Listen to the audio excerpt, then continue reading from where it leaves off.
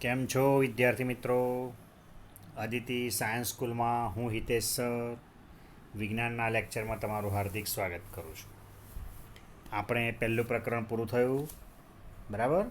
દ્રવ્યની અવસ્થાઓને બધા ઘણા બધા પોઈન્ટ્સ ભણ્યા, બરાબર. આપણી આસપાસમાં દ્રવ્ય એવું ચેપ્ટરનું નામ. હવે અત્યારે આપણે લઈએ છીએ ભૌતિક વિજ્ઞાનનું ચેપ્ટર, જેનું નામ છે ગતિ, પ્રકરણ 8. બરાબર. ચોપડીની અંદર તમને સળંગ પાઠ લેવાના નથી હોતા. 9મા ધોરણમાં તમારે પહેલાં રસાયણ વિજ્ઞાન, પછી ભૌતિક વિજ્ઞાન, પછી ભણીશું જીવ વિજ્ઞાન, પછી પાછું રસાયણ, એવી રીતે ક્રમમાં ભણીશું. એટલે નંબર સાથે તમારે બહુ માથાકૂટ કરવાની નહીં, વાંધો નહીં લેવાનો, બરાબર.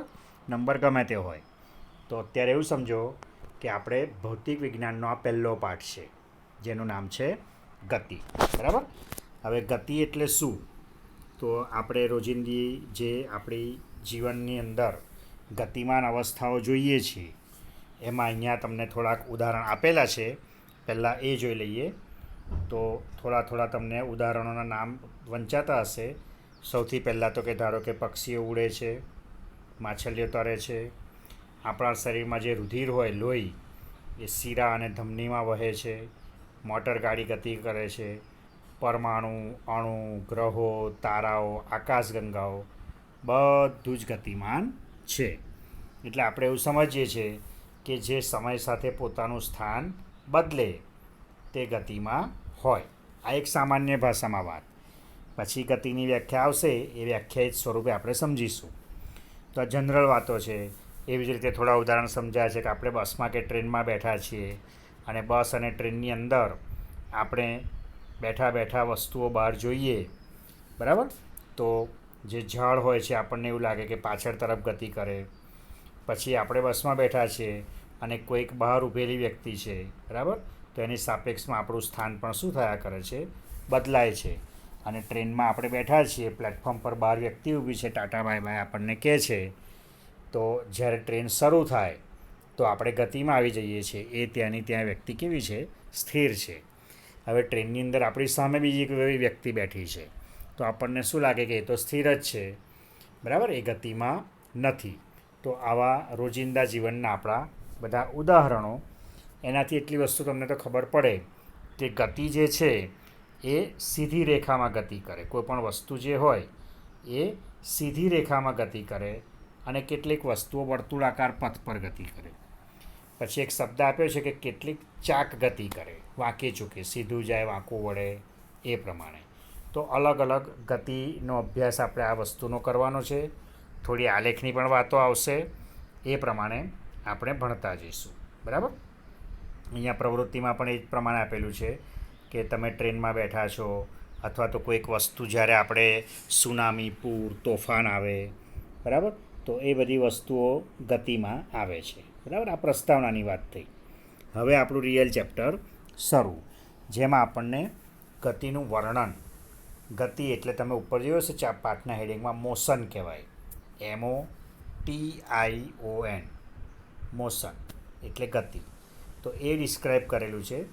એમાં એક ઉદાહરણ અંદર સમજાયું છે, એ સાધારણ આપણે જોઈ લઈએ. પછી હું તમને બીજું સહેલા ઉદાહરણથી સમજાવું છું. ત્યાં આપણને એવું સમજાયું છે આ ત્રીજી લીટીમાં કે કોઈ એક ગામમાં શાળા છે જે રેલવે સ્ટેશનથી 2 કિલોમીટર ઉત્તર દિશામાં છે, બરાબર. તો આપણે શાળાનું સ્થાન કયા સાપેક્ષે નક્કી કર્યું? રેલવે સ્ટેશનનું. કે ભાઈ શાળા રેલવે સ્ટેશનથી 2 કિલોમીટર દૂર છે. હવે આપણે કંઈ રેલવે સ્ટેશન પર રહેતા નથી, આપણું ઘર તો દૂર હોય. તો આપણા ઘરથી શાળાનું અંતર અલગ પણ હોય, બરાબર ને. 4 કિલોમીટર, 5 કિલોમીટર પણ હોઈ શકે. આપણે વધારે દૂર રહેતા હોય તો 10 કિલોમીટર દૂર પણ હોય. આપણે શાળાની નજીકમાં રહેતા હોઈએ તો કદાચ અડધો કિલોમીટર પણ થાય. તો અહીંયા સમજવાનું છે એક શબ્દ, સંદર્ભ બિંદુ. જુઓ, તમને રસાયણ વિજ્ઞાનમાં થોડીક વાતો કરી હતી કે આપણે રસાયણ વિજ્ઞાનની ભાષામાં વાક્યરચના લખવી પડે. એક્ઝેક્ટલી એવું અત્યારે ભૌતિક વિજ્ઞાન ચાલે છે. એટલે આ જે સંદર્ભ બિંદુ શબ્દ આપેલો છે એ ભૌતિક વિજ્ઞાનને લગતો શબ્દ છે, બરાબર. સંદર્ભ બિંદુ એટલે જેના સંદર્ભે આપણે જે વસ્તુની વાત કરીએ. ધારો કે વડોદરાથી અમદાવાદ ઉદાહરણ લઈએ કે 100 કિલોમીટર દૂર છે, પણ ભરૂચથી અમદાવાદ તો એ અંતર અલગ હોય, સુરતથી અમદાવાદ તો એ અંતર પણ અલગ હોય, મુંબઈથી અમદાવાદ તો એ અંતર પણ કેવું હોય? અલગ હોય. 100 કિલોમીટર, 200 કિલોમીટર, 400 કિલોમીટર. તો સંદર્ભ શું લીધો? એના ઉપર એનો આધાર રહે છે. બરાબર? એટલે તમને સમજાયું છે એ સંદર્ભ બિંદુ જેની આપણને જરૂર પડે ને એ આપણા માટે શબ્દ બની ગયો છે ઉગમ બિંદુ. કયો શબ્દ બની ગયો? ઉગમ બિંદુ. એવું સમજવાનું. આ રહ્યો શબ્દ અહીંયા આગળ આપેલો છે કે આપણે વસ્તુનું સ્થાન દર્શાવવા કોઈ સંદર્ભ બિંદુની જરૂર પડે તેને શું કહેવાય? ઉગમ બિંદુ કહે છે. બરાબર? ખાલી સમજ માટે છે, એને આપણે એટલું મહત્ત્વ નથી. ચલો હવે આપણે મેઇન વાત કરીએ કે સુરેખ પથ પર કોઈક પદાર્થ ગતિ કરે છે. કેવા? સુરેખ. અને સુરેખ પથ પર ગતિ કરતો આ હેડી તેના માટે આપણે વર્ણન કરીએ. તો એના પહેલાં અહીંયા એક તમને નાની આકૃતિ આપેલી છે એ હું તમને સમજાવું. આ આકૃતિ ધ્યાનથી જોજો. બરાબર? સંખ્યા રેખા જેવું છે. અને એ આકૃતિમાં તમને એ બી સી અને શરૂઆતનું બિંદુ ઓ, બરાબર છે, આટલું દેખાતું હશે. આ કિલોમીટરમાં અંતર આપેલું છે. બરાબર? હવે હું જે કહું છું એ ધ્યાનથી સાંભળજો. અહીંયા જે આખું વર્ણન કર્યું છે એ અલગ છે થોડુંક, અને હું તમને જે સમજાવું છે થોડું સહેલી રીતે. એટલે હવે હું જે બોલું ને એમાં ધ્યાન આપજો. બરાબર? તો આપણે લીધું ઓ તરીકે ઉગમ બિંદુ, ઓરિજિન પોઈન્ટ કહેવાય. ઓ એ છે 0. આપણા ઘરેથી સ્કૂલ, આપણા ઘરેથી રેલવે સ્ટેશન. તો આપણું ઘર એ સંદર્ભ બિંદુ બન્યું ને એ ઉગમ બિંદુ. એનું સ્થાન લેવાનું 0. આપણા ઘરેથી આપણે શરૂ કર્યું 0થી અને આપણે એ પોઈન્ટ સુધી ગયા. છેલ્લો એ પોઈન્ટ છે, જુઓ મેં ટીક કર્યો. એટલે તમે 0થી કેટલું અંતર કાપ્યું? 60નું. અહીંયા છે ને 60. એ 60 કિલોમીટરનું અંતર કાપ્યું. હવે આપણે 60 કિલોમીટરનું અંતર કાપીને આપણે ધારો કે આપણી કાર લઈને નીકળ્યા છે અને પાછા આવ્યા રિવર્સ ઘર બાજુ. એ આવ્યા બી બિંદુ પર. એ આપણા ઘરેથી 35 છે. ધ્યાન આપજો. અહીંયાથી એ 35 છે, પણ આપણે 60થી બી પર પાછા આવ્યા છીએ. તો એ 60થી બી પર આવે એ કેટલું થયું? ગણો તો. 5-5ની ગેપ આપેલી છે, જુઓ. અથવા તમને સિમ્પલ શબ્દોમાં કહી દઉં તો 60માંથી 35 બાદ કરો. સમજ પડી? 60માંથી 35 ઓછા કરો એટલે 25 આવશે. તો આપણે 25 કિલોમીટર પાછા એટલે બી પોઈન્ટ પર આવ્યા, જે ખરેખર આપણા ઘરેથી 35 છે. બરાબર? હવે 35થી પાછા આપણે સી બિંદુ પર આવ્યા, બીથી સી પર આવ્યા રિવર્સ. 35વાળા પોઈન્ટથી આપણે આવ્યા 25 પર. આ સંખ્યા રેખા છે એવું માનો, નંબર લાઈન. એટલે 10 કિલોમીટર પાછા આવ્યા આપણે અને 25થી પાછા આવી ગયા ઘેરે 0 પર. તો આ પ્રમાણે આપણે શું કર્યું કહેવાય? અલગ અલગ અંતર કાપ્યું કહેવાય. હવે હું તમને 2-3 પ્રશ્નો પૂછું, એ મને કહેજો. બરાબર? કહેજો મતલબ તમારે મનમાં કહેવાનું. તમે બોલશો તો કે મને સંભળાવવાનું છે નહીં. બરાબર? પણ બોલજો, વિચારજો. ચાલો, પહેલો પ્રશ્ન. ઓથી એનું અંતર કેટલું? ઓથી એ તો કેટલું થયું? 0થી 60 એટલે 60 થયું. સરસ. હવે વિચારજો, એથી બીનું અંતર કેટલું? એથી બી તો 60માંથી શું કરો? 35 બાદ કરો એટલે કેટલા આવશે? 25. બીથી સીનું અંતર કેટલું? કેટલું થાય? 10. અને સીથી ઓ રિવર્સ કેટલું? 0થી 25 છે એટલે 25. સમજ પડી ગઈ? આ અલગ અલગ આપણે ગતિ પ્રમાણે જે ગયા તે શું આવ્યું? અંતર. એનો મતલબ શું થયો કે કોઈ વસ્તુનું અંતર નક્કી કરવું હોય તો આપણને શાની જરૂર પડે છે? ફક્ત મૂલ્યની. શાની જરૂર પડે? ફક્ત મૂલ્યની. જો અહીંયા શબ્દ, કોઈ વસ્તુનું અંતર નક્કી કરવા માટે ફક્ત મૂલ્યની જરૂરિયાત હોય છે. શાની? મૂલ્યની. ગતિની દિશાની જરૂર નથી. બરાબર? એટલે જે ફક્ત મૂલ્ય વડે દર્શાવી શકાય. તમે અદિશ અને સદિશ રાશિ શીખેલા ને એ જ છે. બરાબર? એટલે ભૌતિક રાશિનું શું છે? મૂલ્ય. મૂલ્ય વડે દર્શાવી શકાય.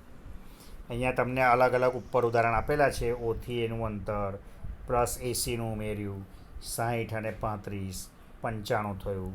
બરાબર. પછી કુલ અંતર ભાઈ કેટલું કાપ્યું, તો સરવાળો કરીને આપણે કહીએ કે પહેલાં તો અમે અહીંયાથી આમ ગયા, પછી આટલા કિલોમીટર ગયા, પછી અહીંયા ચા નાસ્તો કર્યો, રોકાયા, પછી ત્યાંથી આમ ગયા, અને પછી બધું અંતરનો સરવાળો કરીએ. બરાબર છે. તો એ પ્રારંભિક અવસ્થા અને ત્યાંથી પછી અંતિમ અવસ્થા, એ પ્રમાણે આપણને શું મળે, એ વસ્તુનું કેટલું અંતર એણે કાપ્યું તે મળે. બરાબર. હવે જે મેઇન વસ્તુ છે તે સમજવાની કઈ છે, તો એ વાત છે અત્યારે સ્થાનાંતર. હવે 100% ધ્યાન આપજો, નહીં તો સ્થાનાંતરમાં સમજ પડે નહીં. એકદમ એલર્ટ થઈ જજો. બરાબર. તો પહેલાં વ્યાખ્યા શું કહે છે એ જોઈ લો.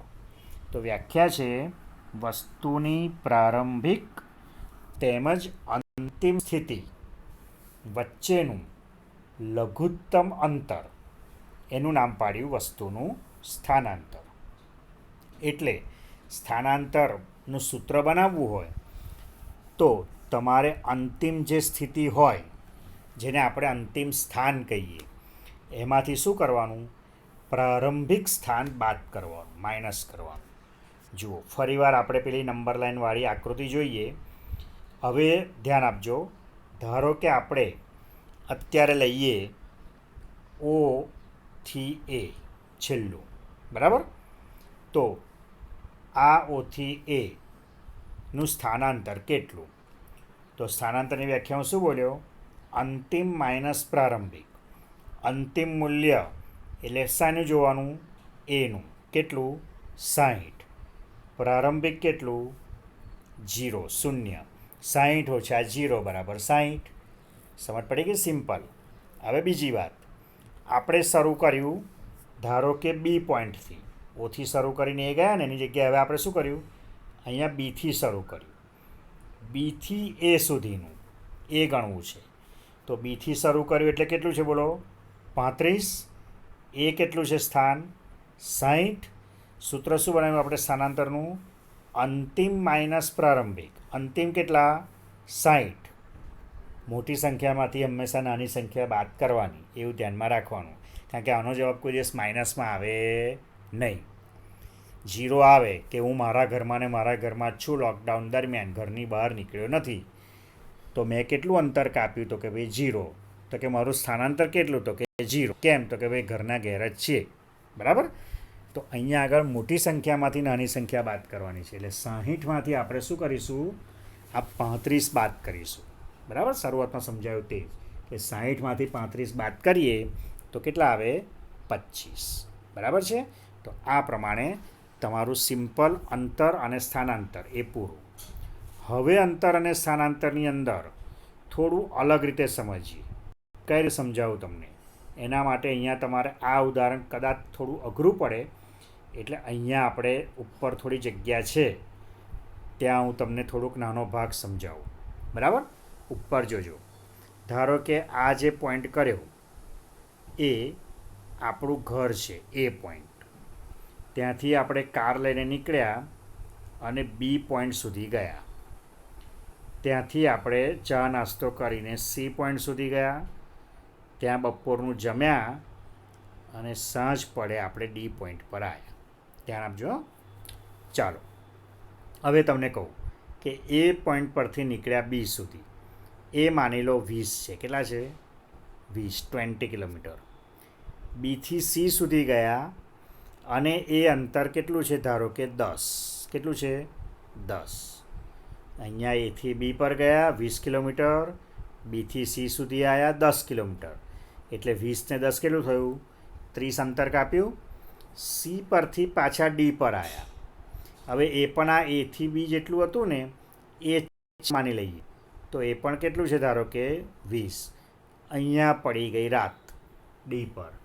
એટલે કે ભાઈ રાત્રે હવે કઈ જવાનું, તો આપણે અહીંયા જ કંઈક જગ્યાએ વિસામો કરીએ, આરામ કરીએ. માની લઈએ કે આ મામાનું ઘર છે બી, સી માસીનું ઘર છે અને ડી ફોઈનું ઘર છે. બધા નજીક નજીક રહે છે, 10-20 કિલોમીટરના અંતરમાં. એવું ઉદાહરણ સમજવા. તો ડી ધારો કે ફોઈના ઘેર રાત્રે આલા કરી દીધી, ઊંઘી ગયા. હવે તમને હું પૂછું છું બે પ્રશ્નો. એ 2 પ્રશ્નોના જવાબ જો તમને આવડી જાય તો તમને આજનું આ લેક્ચરમાં બધું આવડી ગયું એવું કહેવાય. સિમ્પલ 2 પ્રશ્નો. ચાલો, નંબર 1, પહેલો પ્રશ્ન. તમે કેટલું અંતર કાપ્યું? સવારથી સાંજ સુધીમાં તમે કેટલું અંતર કાપ્યું? તો શું આવે જવાબ? 20 કિલોમીટર પહેલાં ગયા, પછી 10 ગયા, 20 ને 10 30, ત્યાંથી પાછા આવ્યા C થી D પર, બીજું 20 કાપ્યું, કેટલું થયું? 50. તો તમને કોઈ પૂછે તમે કેટલું અંતર કાપ્યું, શું જવાબ કહેવાનો? કે અરે સવારથી નીકળ્યા અમે 50 કિલોમીટરનું અંતર કાપ્યું, સાંજ પડી અને ફોઈની ઘેર રોકાઈ ગયા. બરાબર? પહેલો પ્રશ્ન ખબર પડી ગઈ. અંતર હંમેશા જેટલું કાપ્યું હોય એ પ્લસ કરતા જવાનું. સીધા ગયા, વાંકા ગયા, ઊંધા ગયા, આડા ગયા, ટેડા ગયા, ગમે તેવા ગયા પ્લસ થાય. બરાબર છે? ચલો આગળ. હવે બીજો પ્રશ્ન મહત્ત્વનો, કે તમે સ્થાનાંતર કેટલું કર્યું? બોલો, કેટલું સ્થાનાંતર કર્યું તો શું કહેશો? તમે એ પોઈન્ટ પર હતા, A થી B પર ગયા, B થી C પર ગયા, C થી D પર ગયા, તો સ્થાનાંતર કેટલું કર્યું? તો એનો જવાબ તમને આવડે તો ઠીક છે, નહીં તો હું સમજાવું, કારણ કે તમારા માટે નવું છે.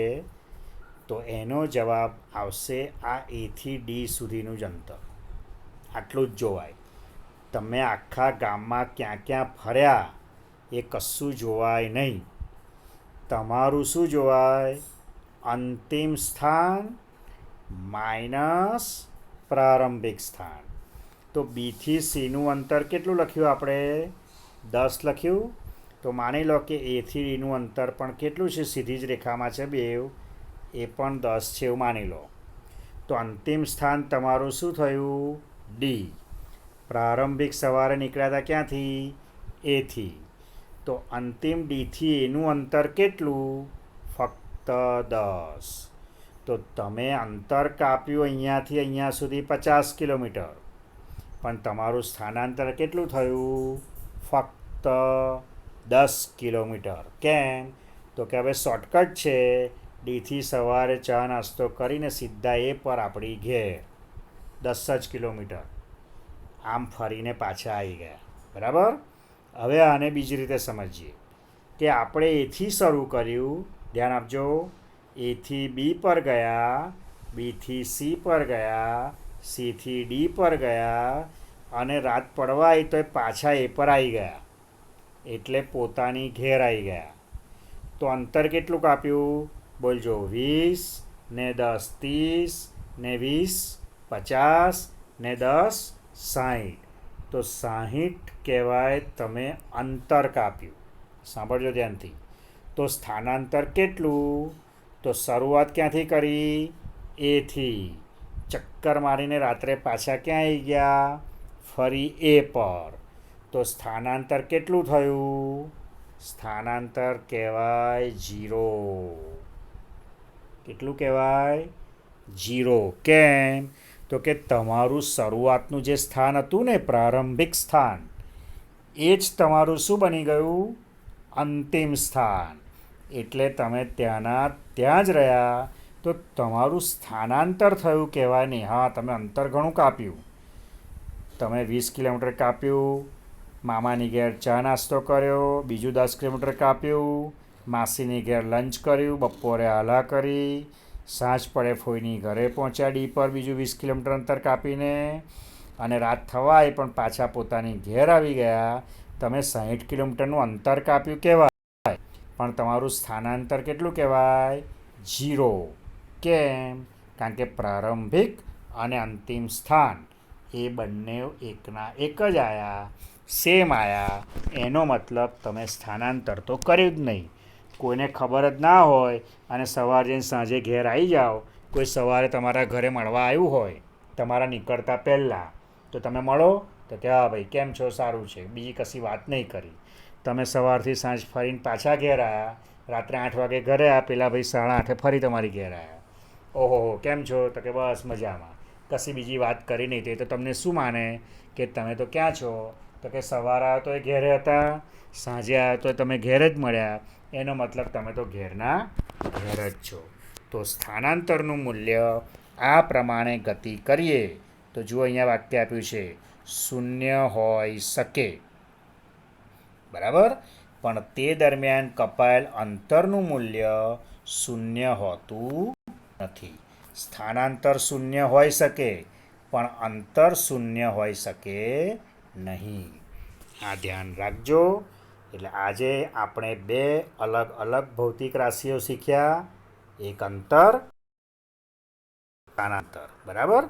તો અહીંયા આપણે આપણું આજનું આ લેક્ચર અટકાવીએ છીએ. તમને આ બે મહત્ત્વની વાત કરી. આ ચેપ્ટરનો પહેલો જ દિવસ છે એટલે આપણે બહુ ડિટેલિંગ કરતા નથી, બરાબર. તો આટલું થોડુંક વાંચજો, સમજજો અને વિડીયો ધ્યાનથી ફરીવાર સાંભળવો હોય તો સાંભળી લેજો. બીજું આપણે નેક્સ્ટ લેક્ચરમાં ભણીશું. ત્યાં સુધી બધાને ટાટા, બાય બાય.